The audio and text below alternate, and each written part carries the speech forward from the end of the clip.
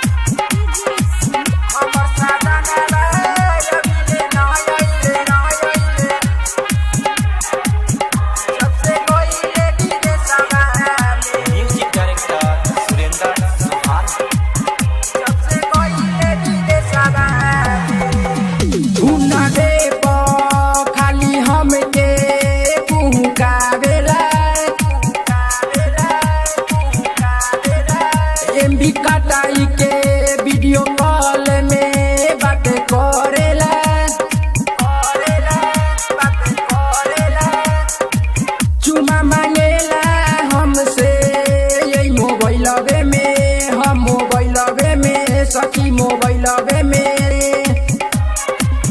हुना दे खाली हमके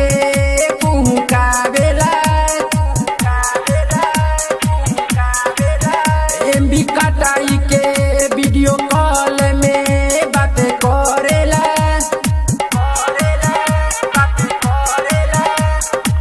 चुमा मांगेला हमसे यही मोबाइल में हम मोबाइल में सखी मोबाइल में मुहबानी हार तारू जो से जगा बतारू काम करके कंपनी में हम सजनवा अभी नइले जब से गइले विदेशवा में हमर बलमुआ अभी नइले जब से गइले विदेशवा में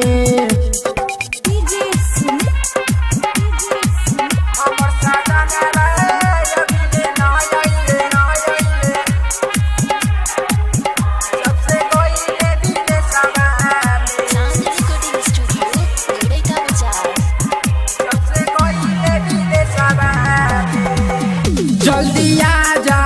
हमारे राजा अपना घर हो अपना घर हो रूप सजैले बानी खूब निहैले बानी लगे डर हो लगे डर हो हाँ सब दिन कहेला हमके रह तू घरवा में हाँ घरवा में सुना हो घरवा में जल्दी आजा हमारे राजा अपना घर हो लगे डर हो रूप सजैले बानी खूब निहैले बानी लगे डर हो लगे डर हो हाँ सब दिन कहेला हमके रह तू घरवा में हाँ घरवा में सुना हो घरवा में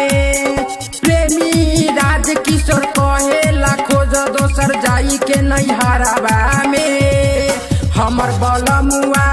अभी नइले जब से गइले